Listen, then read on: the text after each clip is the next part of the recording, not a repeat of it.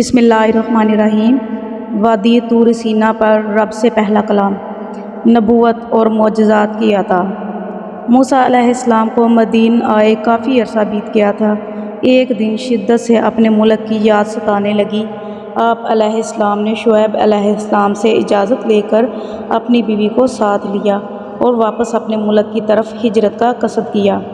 شعیب علیہ السلام نے آپ علیہ السلام اور آپ علیہ السلام کی بیوی اپنی بیٹی کو بہت سی دعاؤں اور مال و متاع دے کر روانہ کیا۔ حضرت موسیٰ علیہ السلام سفر جاری رکھے ہوئے تھے کہ امر الہی سے راستہ بلا دیا گیا۔ اس طرح آپ علیہ السلام وادی طور سینا میں داخل ہو گئے۔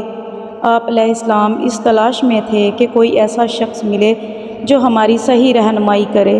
نیز آپ علیہ السلام کسی آبادی کی تلاش میں تھے جہاں رات گزاری جائے۔ رات کی تاریکی بھی آہستہ آہستہ اپنا دامن پھیلا رہی تھی۔ اس وقت آپ علیہ السلام کوہ طور کے پہاڑ پر آگ روشن دکھائی دی۔ آپ علیہ السلام نے کجاوے اتارے اور وہیں پڑاؤ ڈالا۔ اپنی بیوی کو وہاں ٹھہرنے کا حکم دیا اور کہا، میں جا کر دیکھتا ہوں آگ کا الاؤ روشن معلوم ہوتا ہے، تمہارے لیے کچھ آگ لے کر آؤں تاکہ رات کی سردی ہمیں نہ ستائے۔ یہ کہہ کر آپ علیہ السلام اس آگ کی جانب چل دیے۔ حضرت موسیٰ علیہ السلام تیز تیز قدموں کے ساتھ آگ کی جانب بڑھتے جا رہے تھے۔ اس طرح آپ علیہ السلام کوہ طور پر پہنچ گئے۔ اچانک آپ علیہ السلام کو ایک درخت سے آواز آئی، اے موسیٰ علیہ السلام، بے شک میں ہی ہوں اللہ جو رب العالمین ہوں۔ حضرت موسیٰ علیہ السلام نے جیسے ہی یہ آواز سنی تو آپ علیہ السلام رک گئے اور کچھ خوف زدہ ہوئے۔ اللہ تعالیٰ نے فرمایا، اے موسیٰ علیہ السلام، یہ آپ کے ہاتھ میں کیا ہے؟ حضرت موسیٰ علیہ السلام نے نہایت ادب سے عرض کیا، اے میرے رب، یہ میرا عصا ہے، میں اس پر ٹیک لگاتا ہوں اور اس سے اپنی بکریوں کے لیے پتے جاڑتا ہوں۔ اس کے علاوہ بھی میرے لیے اس میں کئی فائدے ہیں۔ وادی طور سینا میں اللہ تعالیٰ نے موسیٰ علیہ السلام کو حکم دیا، اے موسیٰ، تم اپنا عصا زمین پر پھینک دو۔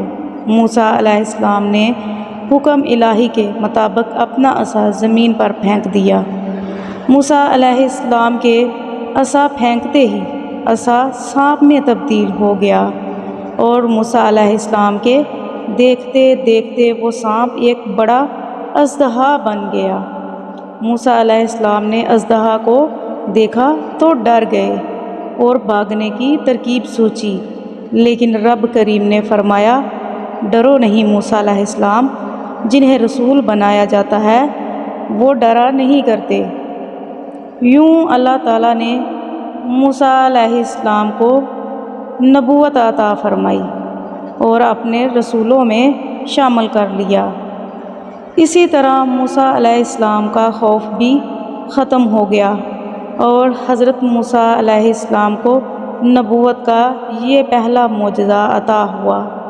پھر رب کائنات قادر و قدیر نے موسیٰ علیہ السلام کو حکم دیا، اے موسیٰ علیہ السلام، اپنے دائیں ہاتھ کو بائیں بازو کے نیچے دبائیں۔ آپ علیہ السلام نے جب ہاتھ باہر نکالا تو اس ہاتھ کو بہت روشن پایا۔ اس طرح موسیٰ علیہ السلام کو اللہ تعالیٰ کی طرف سے دوسرے معجزہ کی عطا ہوئی اور حکم دیا کہ ان معجزات کے ساتھ فرعون کے دربار میں جاؤ اور اسے حق کی دعوت دو۔